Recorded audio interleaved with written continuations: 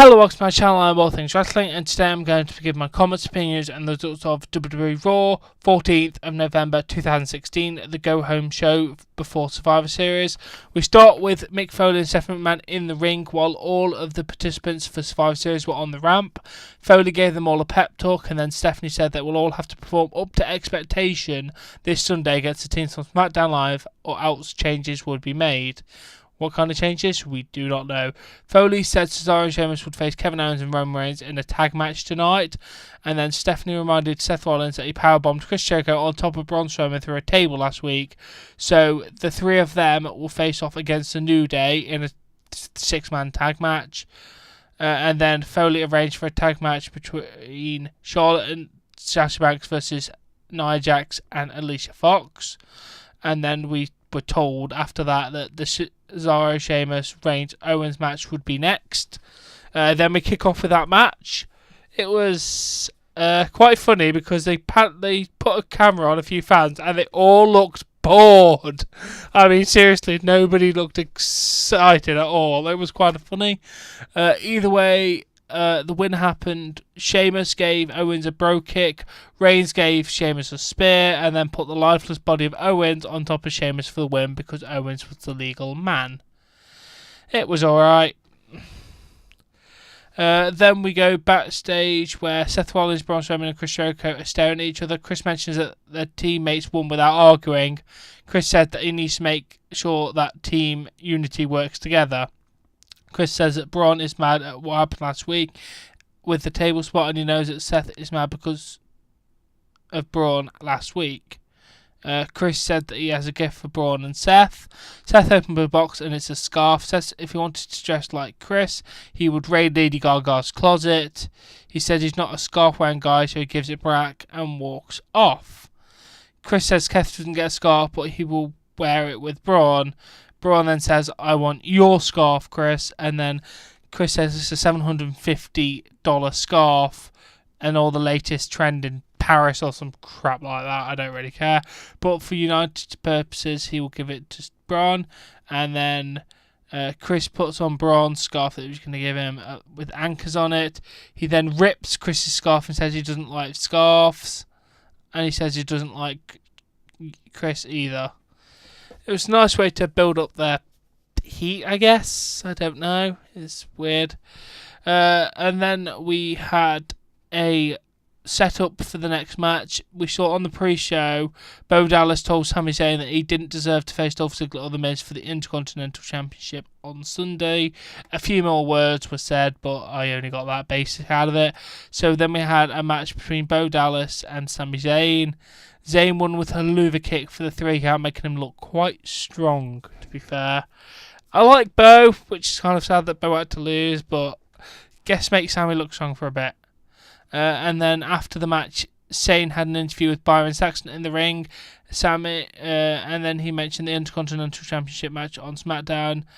Sami says it is a chance of a lifetime, and if he has to beat a guy who dressed like a Poison tribute band, Dolph Ziggler, or a guy who is in community theatre and is not a Hollywood actor as in The Miz, either way the title is coming to Raw. Nice segment again. It's only really a way to get Sami Zayn over in that, to be fair. Then we go backstage to see Brian Kendrick on top of a box addressing all of the cruiserweights. He says everyone is concerned because a lot is on the line on Sunday when he faces Kalisto. Their futures are in the balance. But will they be going to Raw or SmackDown next week? Brian says he's surefire bet to retain and he is a standard bearer and a saviour of the Cruiserweight division. TJ Perkins says he wants his rematch because of how he won his rematch, because obviously he cheated and got a count-out win. And then Rich Swann pointed out he has 2 wins over Brian Kendrick and said if he had another opportunity, Kendrick could not handle him. And then Noam Dar says, no one believes a word that's coming out of your mouth, Kendrick. And then Sin Cara says that they respected someone like his friend Kalisto. He says that Kendrick talks about saving everyone, but he's just saving himself. And then arguments happened, and that's how we left that segment. It was... nah. Sorry, it was just nah. Moving on. The New Day were making their way to the ring after that with new merchandise, and they said they had the honour of introducing their newest member to the group, Francesca 2 Turbo. There is a reason why the New Day have been your WWE Tag Team Champions for almost 450 days. Kofi said it's because they know how to survive. Big E says that with winter around the corner, they can get used to the new survival kit shopping cart thing from the New Day. Xavier talks about New Day socks. He also mentions unicorn horns. Kofi mentions the most important survival piece of all is the thing that will ensure them victory at Survivor Series. Booty-O's! Big E says, grab your mama and papa and buy some New Day swag before Survivor Series because New Day rocks. New Day rocks. New Day rocks. Then we had the Chris Jericho, Braun Strowman, Seth Rollins versus the New Day match. Woods got hit with a running power slam from Braun for the win. I guess it's good to make Braun look strong. After the match, Jericho's arguing with Rollins saying, I am the captain, listen to me. And then Rollins just hit him with a pedigree and kind of put his hands up his shoulders and went, and kind of thing. And it was nice to see Rollins with a bit of joke thing there. I like what they're doing with Chris Jericho and Seth Rollins at the minute. It is pretty good. Then we go back to Mick and Stephanie talking about how Survivor Series are working well together. Paul Heyman answers and said that this will be a Raw to remember. He said he loves seeing the McMahon family competitive spirit. It's like staring at a fire. Stephanie asked Paul how he's feeling after the spear from Goldberg. It must have helped to have some extra padding. Paul then says, you called me fat, which was kind of funny. Paul says he is only sure when he breathes. On Sunday, Goldberg will not be facing Paul Heyman. He'll be facing his client, Brock Lesnar. So I'd do it louder, but it's like 4:30. If anyone wants to see the beating of a lifetime by the Beast, they can see it on Sunday. Rock will be representing Raw. Paul says the SmackDown team is looking pretty good. Paul leaves, and Stephanie says they need to make sure Brock and Goldberg match happens at the Survivor Series. So Mick calls for some security because they're having the face-to-face. Then we go back to Charlotte in her locker room and tell Sasha that she's immature for not getting along with her other teammates. Sasha says that there are other people on the team that do not like Charlotte. Charlotte says that Sasha is radiating jealousy since Survivor Series. Sasha says she has her rematch coming. The important thing is that she needs to show Team Raw that they are better than Team SmackDown. Charlotte tells Sasha that she needs to teach her how to win a match when the bright lights are on you. You can leave your ego at the door. Charlotte says all eyes are on her. Then we go to match 4, Brian Kendrick versus Sin Cara in a non-title match. Kendrick did attack Sin Cara before the bell. And the match eventually gets started, and Kendrick got Sin Cara with a bully choke, and he had to tap out.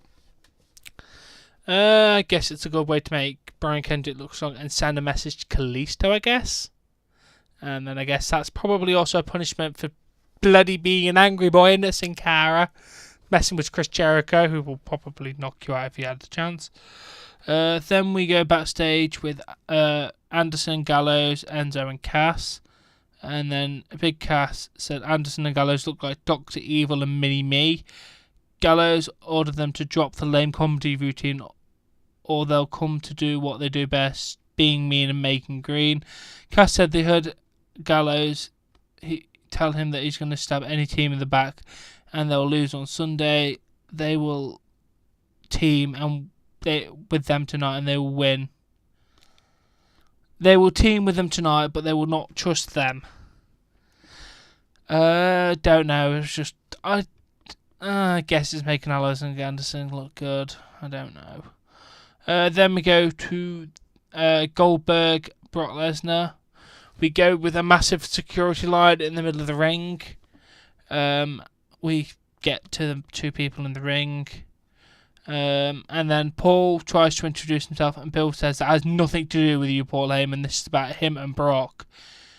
Paul said that he concurs with Mr. Goldberg on his assessment, which is why he implores Bill to simply consider his option.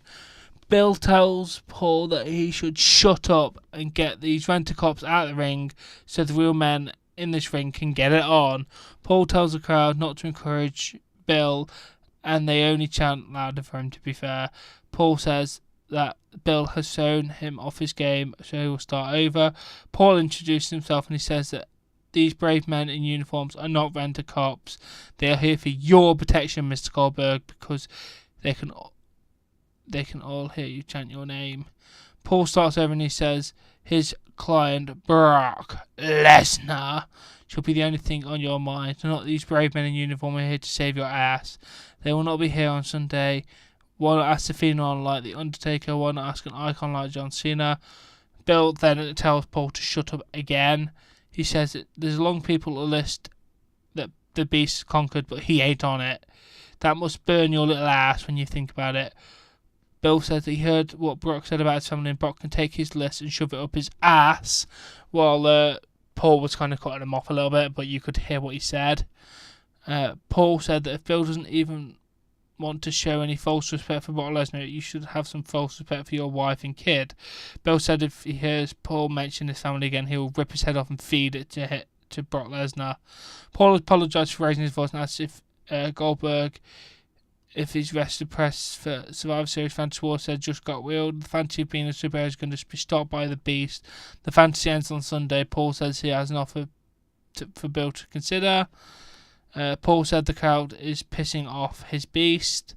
He told Bill to consider his offer, back away and go into the fantasy world, and he'll find a suitable replacement to be victimised by his client. Maybe you can buy your son a gift card for the WWE Network so your son can.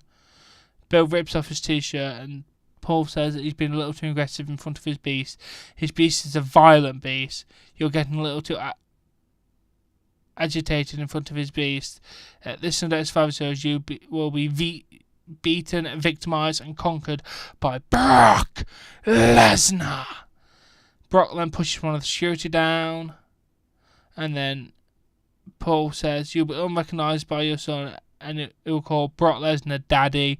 Goldberg then destroys all but 3 of the security members while Brock Lesnar watches from the apron, and then Goldberg's like, get out to the final thing, and they're just like, okay, goodbye. I don't blame them. Lesnar rips his shirt off and goes to the floor to tease to go in. I thought this was an amazing display. It made Goldberg look pissed off. It really did. I was so hyped to see them get their hands on each other because I really just wanted to see them lay into each other really badly. So you suckered me, WWE. You suckered me into this match. God damn it. Then we have match 5, Sasha Banks and Charlotte versus Alicia Fox and Nia Jax. Sasha won with the bank statement to Alicia Fox. After the match, Bayley goes to the ring and she raises Charlotte and Sasha's hand. Bayley and Sasha hug, but Charlotte refuses to hug like Seth Rollins and Braun Strowman rejected Scarf. So you can see a theme. And then Mick Foley says that members of the men team showed that they do not have to be best friends to succeed. Chris says that he and Kevin Owens are best friends and they are captains, so they deserve the credit. Mick says if they can do that on Sunday, it will make him proud. Mick says he wants to stick around for the fireworks. Enzo Amore says that opponents are their partners and their partners are their opponents. Their partners are their opposing and supposedly they're doing their part. Colin says that they are with some of their partners and they'll be facing some of them tonight. Gallows and Anderson interrupts the spelling bee when they start doing the soft chant. Then we had Enzo Amore, Big Cass, Gallows and Anderson versus Epico, Primo, Goldust and R-Truth. Gallows and Anderson do the Magic Killer, and then they suggest that Enzo goes for the rocket launcher, but Gallows makes a cover, and then Enzo looks really pissed off. I guess it's a way to prevent the feud, to be fair. And then we go to the last segment of the night. Mick and Stephanie in the ring, and then Shane and Daniel Bryan come down. They exchange pleasantry in the ring, but first Shane said hello to Buffalo. He said they didn't come out to promote this episode of SmackDown tomorrow night, featuring the return of The Undertaker. Then Daniel mentioned about the Cutting Edge tomorrow night.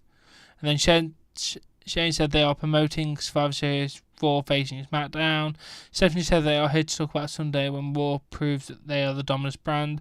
Shane said Stephanie says Raw is the dominant brand, but that's not true. SmackDown drafted better than Raw, and SmackDown is a better show. Thank you, Shane. We all know it, to be fair. Stephanie wonders why the people at Raw are cheering for SmackDown. It is better. Shane says that Stephanie is talking about ripping up contracts, and Shane said that SmackDown is trying to make things better. Stephanie asked why Shane is wrestling for SmackDown team. It's all about you, people like you who pander to them and leap off tall structures. What will happen when SmackDown loses because of you? Daniel says pandering to fans and jumping off high structures describes your general manager, and people love Mick.